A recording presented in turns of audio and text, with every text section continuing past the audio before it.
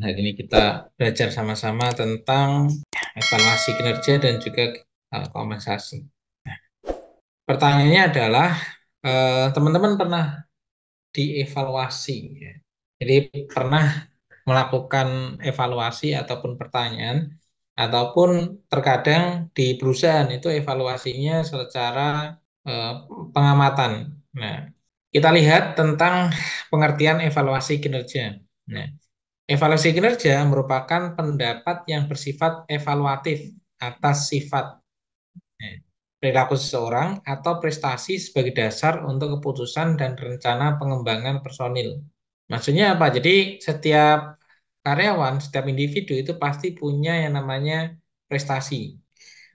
Baik prestasi yang kurang baik ataupun prestasi yang lebih baik daripada yang lain. Itu pun akan terlihat ketika kita melakukan pengamatan. Jadi kita bisa mengevaluasi sesuatu yang bisa kita lihat, ya. Ataupun melihat, kita bisa mengevaluasi sesuatu yang ada ukurannya, ya. Jadi contohnya kita kerja, di target tiap hari itu harus mengeluarkan 100% atau menyelesaikan 100% tugasnya. Nah, dari 100% tugasnya itu pasti ada beberapa tugas yang belum selesai. Ya. Atau ternyata, oh ini ternyata targetnya 100, dia bisa mengerjakan 110. Itu pun juga akan terlihat. Ya. Jadi makanya perlu adanya SOP yang jelas ketika kita melakukan yang namanya evaluasi kinerja. Sementara itu, News, News, Newstrom, ya, dan Davis memandang sebagai suatu proses mengevaluasi kinerja pekerja, membagi informasi dengan mereka dan mencari cara memperbaiki kinerjanya. Ya.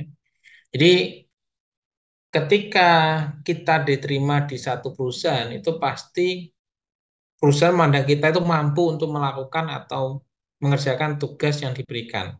Sehingga apa? Sehingga proses pemutusan kerja itu sebisa mungkin dihindari. Ya. Kenapa demikian? Karena setiap manusia itu pasti bisa berubah. Ya. Jadi pada saat, oh bulan ini dia tidak mencapai target, nah, sehingga tidak serta-merta kita harus memutus kontrak dia, tetapi kita berpikir bagaimana caranya agar targetnya itu bisa tercapai. Ya. Pendapat lain mengemukakan sebagai proses mengevaluasi pekerja pada berbagai dimensi yang berkaitan dengan pekerjaan. Nah, jadi di masa modern saat ini itu sebenarnya kalau untuk kemampuan bekerja itu semua orang itu mampu sebenarnya. Jadi pekerjaan yang terlihat itu pasti mampu dipelajari oleh orang lain. Tetapi apa yang bisa menjadi hal yang berbeda itu adalah kemauan untuk belajar dan juga kerja keras. Itu yang menjadi tolak ukur dari pimpinan itu melihat kinerja eh, karyawannya, ya, segitu. Jadi lebih ke soft skill-nya. Jadi sehingga apa? Sehingga ketika kita bekerja, kita tidak usah berpikir nanti kita dapatnya apa. Kita tidak boleh membatasi gaji saya cuma 3 juta. Jadi saya pekerjaannya juga 3 juta saja. Tidak bisa seperti itu, tetapi kita melakukan apa yang benar-benar kita bisa lakukan. Meskipun targetnya 100, ketika masih ada waktu, ada peluang untuk lebih dari 100, maka kita lakukan. Karena apa? Karena itu kenapa kita harus bekerja lebih giat daripada eh, target. Karena itu sebagai bentuk rasa syukur bahwasanya kita mendapatkan pekerjaan, kita mendapatkan eh, gaji dari perusahaan tersebut. Nah, jadi hubungan antara karyawan dengan perusahaan itu bukan hanya tentang jual beli. Maksudnya kita diberi gaji, kita bekerja. Bukan seperti itu. Tetapi adalah tentang bagaimana kita bekerja semaksimal mungkin untuk memajukan perusahaan dengan berbagai macam dinamika yang ada di perusahaan. Tapi kita berpikirnya seperti itu. Tujuan penilaian atau evaluasi kinerja itu adalah secara lebih spesifik. Tujuan dari evaluasi kinerja sebagaimana dikemukakan oleh Sunyoto, ya, 1999, nomor satu yang dikutip oleh Mangkunegaran 2005 halaman 10 adalah meningkatkan, yang pertama adalah meningkatkan saling pengertian antara karyawan tentang persyaratan kinerja. Nah, jadi kenapa harus ada evaluasi? Itu adalah agar kita bisa mengukur berapa kemampuan yang telah dicapai oleh siswa ataupun oleh karyawan. Nah, kalau tidak ada evaluasi kinerja, kita tidak tahu mana yang kiranya harus ditekankan, mana yang harus bisa ditingkatkan lagi.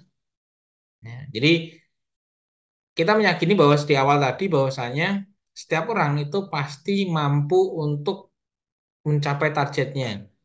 Ketika tidak mampu berarti ada hal yang perlu diperbaiki.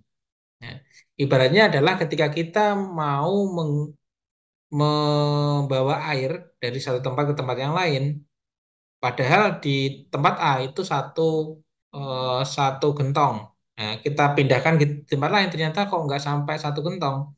Ternyata ada kebocoran di situ, maka perlu kita perbaiki, maka perlu kita tambal. Itu ibarat daripada sebuah kinerja. Kenapa kok harus ada evaluasi? Karena ketika karyawan itu tidak mencapai target, maka mereka sebenarnya saya kerjanya sudah kerja dengan benar. Saya sudah kerja semaksimal mungkin, tetapi kenapa hasilnya tidak sesuai harapan? Oh, dari pimpinan kita memberikan masukan. Oh, ini loh yang harus kamu lakukan. Ini loh bukan hanya tentang bekerja keras, tetapi adalah bekerja cerdas. Nah, seperti itu. Contohnya seperti itu.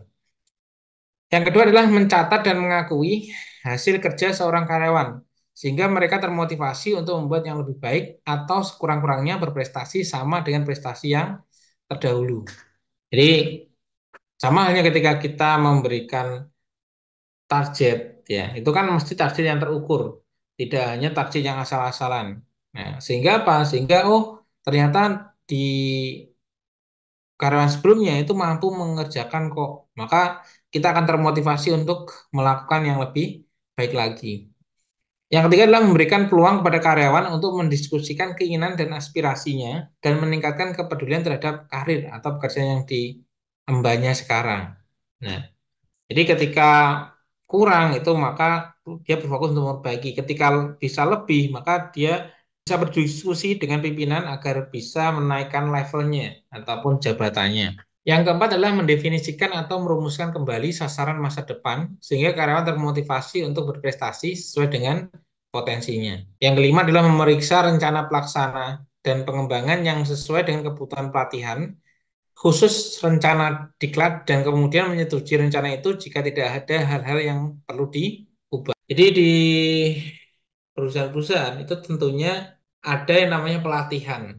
Nah, ibaratnya adalah gini, eh, kita punya harapan nih, kita pengen mencapai 100%.